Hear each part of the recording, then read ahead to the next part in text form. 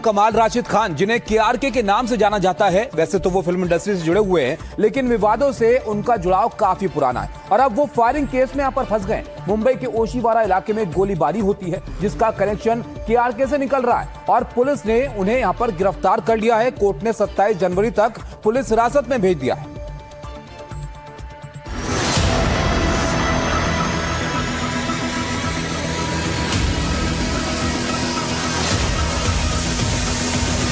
कमाल का नया विवाद, फायरिंग केस में घिरे कमाल राशिद खान।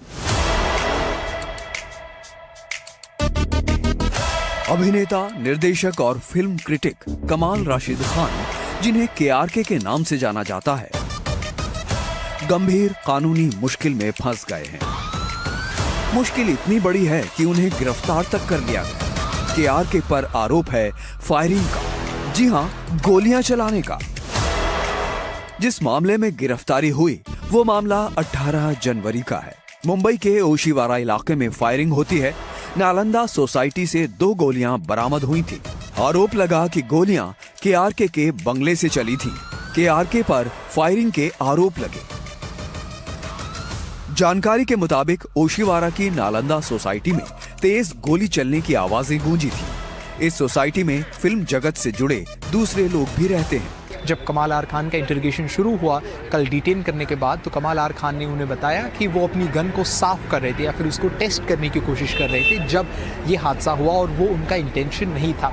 हालांकि जिनके घर पे शॉट्स फायर किए गए हैं वो खुद भी सिमिलर जगत से आते हैं, सिनेमा या फिर पर्सनैलिटी जगत से आते हैं, इसीलिए ये केस ज़्यादा पेचीदा बन गया है।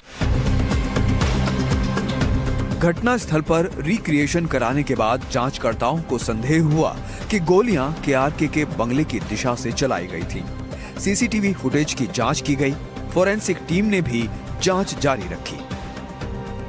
शुक्रवार देर रात केआरके को ओशीवारा पुलिस स्टेशन लाया गया। पूछताछ के दौरान उन्होंने अपनी लाइसेंसी बंदूक से गोलियां चलने की बात कबूल की। केआरके ने अपना पक्ष रखते हुए कहा कि वो बंदूक की सफाई कर रहे थे, उसकी कार्यक्षमता जांचने के लिए गोलियां चलाई। उन्होंने दावा किया कि उनका इरादा किसी को नुकसान पहुंचाने का नहीं था, वो बस हथियार को टेस्ट कर रहे थे। पुलिस ने उनकी लाइसेंसी बंदूक को भी जब्त कर लिया। वैसे ये मामला पहला नहीं है जब केआरके विवादों में रहे हों।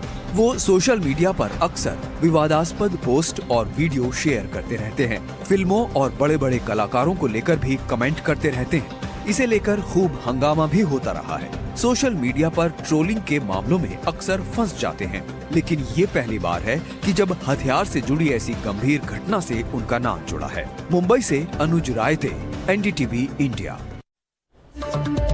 आगे बढ़ते हैं, उत्तर प्रदेश से एक बड़ी खबर आपको बताते हैं। यहाँ पर देवरिया से खबर आ रही है जहाँ पर जमीन विवाद की वजह से कई राउंड फायरिंग हुई है। फायरिंग का वीडियो वायरल हो रहा है। ये मामला बांकी फुलवरिया इलाके का है। वीडियो में साफ देखा जा सकता है कि एक पक्ष दूसरे पक्ष पर फायरिंग कर रहा है। हालांकि इस पूरे मामले में किसी के हताहत होने की खबर नहीं है। फिलहाल पुलिस इस मामले की जाँच कर रही है।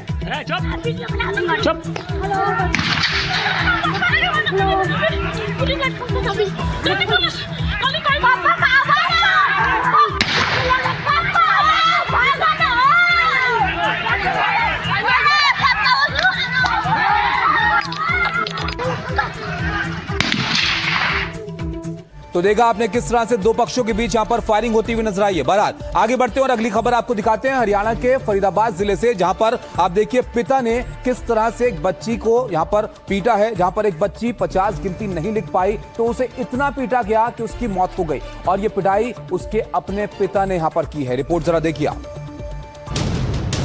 वो माँ जिस बेटी को हंसता मुस्कुराता छोड़कर ड्यूटी पर गई थी, वो घर लौटने पर उसे मुर्दा हालत में मिली।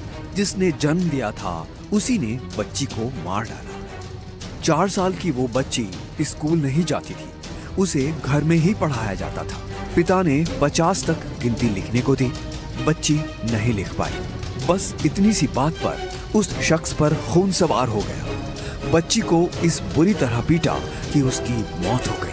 6-7 साल का बेटा सब कुछ देख रहा था। उसने माँ को सारी बात बताई। उसके बाद उस महिला ने पुलिस को बुलाया। वो लड़का है जो 5-6 साल का है, उसने सारी बातें बता दी थी। उसी के घर से ही बरामद किया, उसको 1 दिन के रिमांड पे है। आरोपी ने पत्नी को बरगलाने की कोशिश की थी। उसने बताया कि सीढ़ियों से गिरकर बच्ची की मौत हो गई, लेकिन हकीकत छुपाए नहीं छुपती और बाकी की कहानी उस बच्चे ने बयां की।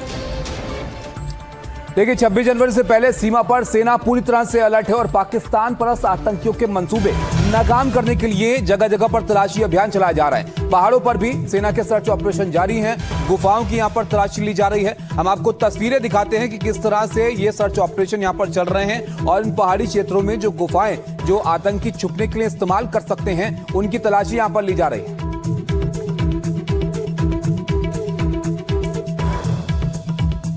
गणतंत्र दिवस पूरे हर्षोल्लास से मनाया जाए, इसीलिए पूरी पहाड़ियों को खंगाला जा रहा है, जंगलों को खंगाला जा रहा है। लेकिन सबसे बड़ा जो चैलेंज हमारे सुरक्षा बलों के सामने आता है इस जंगल वॉरफेयर के दौरान, वो रहता है ऐसे नेचुरल केव हाइडआउट, क्योंकि ऐसे नेचुरल केव हाइडआउट्स में ही अक्सर आतंकवादी छुपने की कोशिश करते हैं। आप देख सकते हैं कि ये छोटी सी कैविटी दिख रही है, दिखने में तो एक नॉर्मल सी कैविटी है, लेकिन अक्सर क्या होता है कि जैसे ही सुरक्षा कर्मियों को ये आतंकवादी देखते हैं कि वो आ रहे हैं, तो वो क्या करते हैं, ऐसे इस नेचुरल केव हाइडआउट में घुस जाते हैं। देखिए वो किस तरीके से आग ले लेते हैं। मैं भी आपको पूरी तरह से दिख नहीं रहा होगा, मैं इस समय आपको दिख नहीं रहा होगा यहां से, लेकिन जो आतंकवादी अंदर छुपा होगा पूरी नजर रखे सुरक्षा कर्मियों पर। वो यहाँ पे पूरी तरह से नजर, जैसे ही सुरक्षा कर्मी सामने आते हैं तो अक्सर इन नेचुरल हाइडआउट से निकलकर वो फायर करने की कोशिश करते हैं, नुकसान करने की कोशिश करते हैं। ये एक वजह है कि पूरी एक्सटेंडेड ऑपरेशन ड्रिल फॉलो की जा रही है। जैसे कि अभी ये जंगल में खंगाल रहे थे और इनको जैसे ही कैविटी जैसी दिखी है, नेचुरल केव जैसा स्ट्रक्चर दिखा है। अब देखिए पूरी तरह से देखिए इसमें क्या किया जाता है। पहले इधर एक स्निफर डॉग को भेजा जाता है, उस डॉग के ऊपर जो होता है वो कैमरा लगा होता है, कैमरे के जरिए इनको पता चलता है अगर कोई आतंकवादी है तो वो कुत्ते पर फायर कर सकता है। और इसके बाद जो है हमारी फौज अंदर जाती है और अगर कोई कुछ नहीं होगा तो फिर वो पूरी तरह से इसको स्कैन करने के बाद आगे बढ़ जाते हैं। और देखिए इस जगह पे ये पूरी तरह से देख रहे हैं कि कहीं इस हाइडआउट को, इस जो नेचुरल केव को हाइडआउट की तरह यूज तो नहीं किया जा रहा। कई ऐसे हाइडआउट है जो पहाड़ों पे है। हमने देखा हाल ही में कई हाइडआउट वहाँ पे भी मिले जो कि बिलावर के एरिया में, जहाँ पे आतंकवादियों के खिलाफ ऑपरेशन चल रहा था। फिर उसके बाद एक हाइडआउट जो है किश्तवाड़ में भी मिला, जहाँ पे सैफुल्ला जैश ए मोहम्मद का आतंकवादी छुपा हुआ था। और दूसरी जो इंपॉर्टेंट चीज़ है कि ओवरग्राउंड वर्कर, क्योंकि ये जो ओवरग्राउंड वर्कर है ये आतंकवादियों से भी ज़्यादा खतरनाक है। इनके हाथ में बंदूक नहीं होती, लेकिन ये आतंकवादियों के लिए काम करते हैं, ये उनको राशन प्रोवाइड करते हैं। यही एक वजह है कि जब इस हाइडआउट जैसे स्ट्रक्चर में ये छुप जाते हैं तो कई दिनों तक आराम से यहाँ पे बैठे रहेंगे। देखिए मैं अभी चाहूँगा कि मैं इस तरह अंदर जाता हूँ, आप एक बार देखिए, मैं बिल्कुल भी आपको नजर नहीं आऊँगा। आप खुद समझ सकते हैं कि किस किस्म की मुश्किल आ रही है। देखिए यहाँ पे ये कैविटी है, मैं अंदर चला गया हूँ और बिल्कुल भी अब मैं दिख नहीं रहा हूं। किसी को भी अंदाजा नहीं होगा कि इस गुफा में कोई आतंकवादी भी छुपा हो सकता है। और देखिए मैं पूरी तरह से दिख नहीं रहा हूं। इसी तरह से आतंकवादी भी आड़ ले लेता है और छुप जाता है और इन हाइडआउट पे बैठकर कई बार हफ्ता हफ्ता अपने दिन बिताता है। जब तक तो देखा आपने, प्रदीप दिखा रहे थे कि वो जगहें जहां पर आतंकी छुप सकते हैं, उनका इस्तेमाल कर सकते हैं, उन सब जगहों को तलाशा जा रहा है। फिलहाल एक ब्रेक यहां पर रुकेंगे। ब्रेक के बाद आपको दिखाएंगे कैसे बर्फबारी का असर दुनिया भर में देखने को मिल रहा है, हिंदुस्तान से लेकर अमेरिका तक।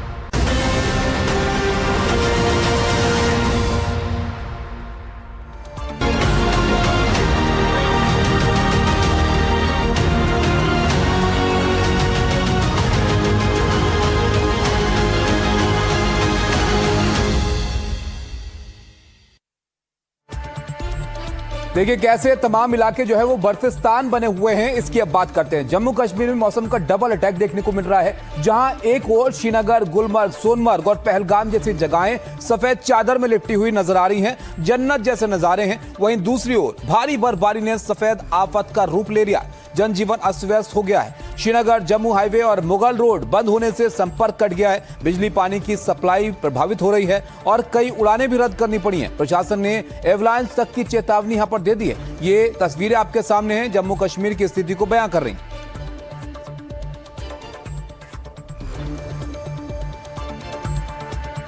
अगर बात करें जम्मू कश्मीर के अलावा कैसे हालात हैं तमाम जगहों पर, तो आप देखिए बर्फबारी के मजे के साथ आफत भी इन दिनों नजर आ रही है, क्योंकि लोग बर्फ देखने की चाह में पहाड़ों की तरफ तो जा रहे हैं, लेकिन जाम उनके लिए मुसीबत यहां पर बन गया।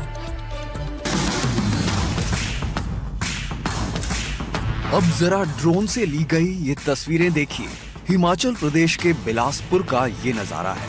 बर्फबारी का लुत्फ उठाने के लिए सैलानी पहाड़ों का रुख कर रहे हैं, लेकिन अब ये उनके लिए परेशानी का सबब बनता जा रहा है। इसका अंदाजा आप इन तस्वीरों से लगा सकते हैं। जहां तक आपकी नजर जाएगी, आपको इन पहाड़ी रास्तों पर गाड़ियों की कतार नजर आएगी। ये सैलानी मनाली की ओर जा रहे हैं, लेकिन इस जाम ने इनकी खुशियों पर पानी फेर दिया। कई कई घंटों से लोग इसी तरह गाड़ियों की कतार में फंसे हुए हैं।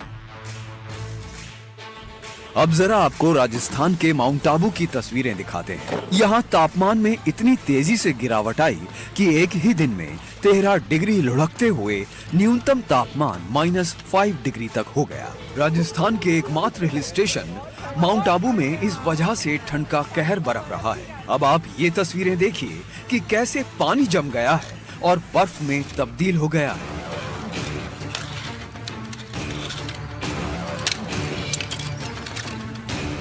ये सड़कें हैं शिमला की। यहाँ बर्फबारी का मजा तो लेकर आई है, लेकिन साथ ही मुसीबत भी बन गई है। सड़कों पर इस तरह से बर्फ की मोटी चादर बिछ गई है। सड़कों पर फिसलन बढ़ गई, जिसकी वजह से यातायात प्रभावित हो रहा है। रास्तों पर वाहन रुके हुए हैं, जिसकी वजह से पूरा रास्ता जाम है। ये तस्वीरें हैं मनाली की। पूरा इलाका बर्फ से ढक चुका है। ड्रोन से ली गई इन तस्वीरों में आप ये देख सकते हैं कि इस टूरिस्ट इलाके में कितनी भीड़ मौजूद है।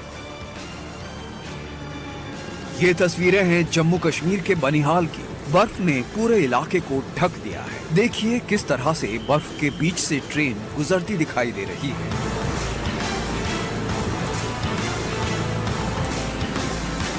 ये तस्वीरें हैं शिमला की, जहां सेब के बागान पूरी तरह से बर्फ में दब गए। आप तस्वीरों में देख सकते हैं कि किस तरह से पूरे पूरे पेड़ बर्फ में समाये हुए हैं। ये तस्वीरें जम्मू कश्मीर के रामबन की हैं, जहां बर्फबारी की वजह से रास्तों पर लंबा ट्रैफिक जाम लगा हुआ है। आप तस्वीरों में देख सकते हैं कि किस तरह से रास्तों पर ट्रकों की कतार लगी हुई है। पर्यटक बर्फबारी का लुत्फ तो उठा रहे हैं, लेकिन साथ ही बर्फबारी से काफी परेशानियां भी हो रही हैं। कहीं लंबा जाम तो कहीं रास्ते बंद। दूसरी तरफ मौसम विभाग का कहना है कि अगले कुछ दिनों तक इसी तरह बर्फबारी होती रहेगी। Bureau report, NDTV India.